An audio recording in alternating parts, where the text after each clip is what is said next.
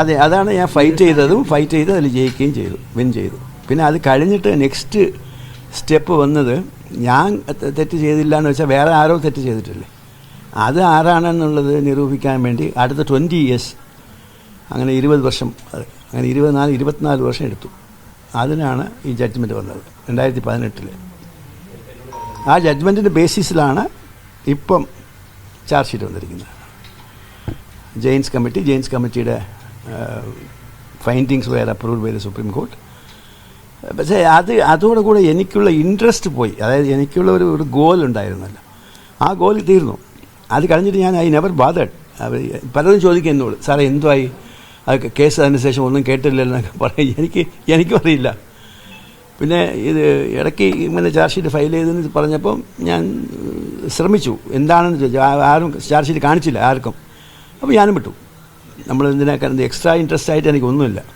ഇപ്പം നിങ്ങൾ പറഞ്ഞപ്പോഴാണ്. പക്ഷേ ഇപ്പോഴും എനിക്ക് സംശയമുണ്ട്, നിങ്ങളെല്ലാവരും ചാർജ് ഷീറ്റ് കണ്ടിട്ടുണ്ടോ? എത്ര പേര് കണ്ടിട്ടുണ്ട് ചാർജ് ഷീറ്റ്? കണ്ടുകൊണ്ട് കണ്ടിട്ടുണ്ടോ ആരെങ്കിലും? സോഫ്റ്റ് കാപ്പി കണ്ടോ? കണ്ടെന്ന് പറ, കണ്ടെന്ന് പറ, കണ്ടില്ലെങ്കിൽ പറ.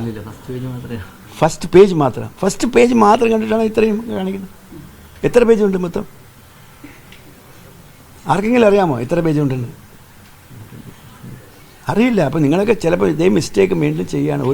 ഒരു ന്യൂസ് കംപ്ലീറ്റ് മനസ്സിലാക്കി ആദ്യം ഇത് ഒരാഴ്ചയ്ക്ക് മുമ്പ് ഇതിൻ്റെ ന്യൂസ് വന്നപ്പോൾ ഞാൻ പറയായിരുന്നു എനിക്ക് ഒന്നും അറിയില്ല, ഒരാളും ചാർജ് ഷീറ്റ് കണ്ടിട്ടില്ല എന്ന് ഞാൻ പറഞ്ഞു. അതേ തന്നെ ഇപ്പോഴും പറയുകയാണ്.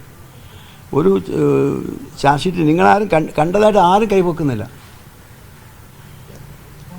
അപ്പോൾ ആരോ പറഞ്ഞിട്ടാണ് നിങ്ങളൊക്കെ ഇത് മിസ്റ്റേക്കാണത്.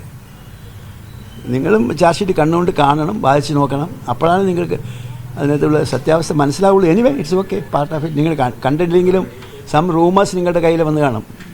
ആരോ ഒരാൾ കണ്ടു കാണും, അതൊന്നറിയില്ല.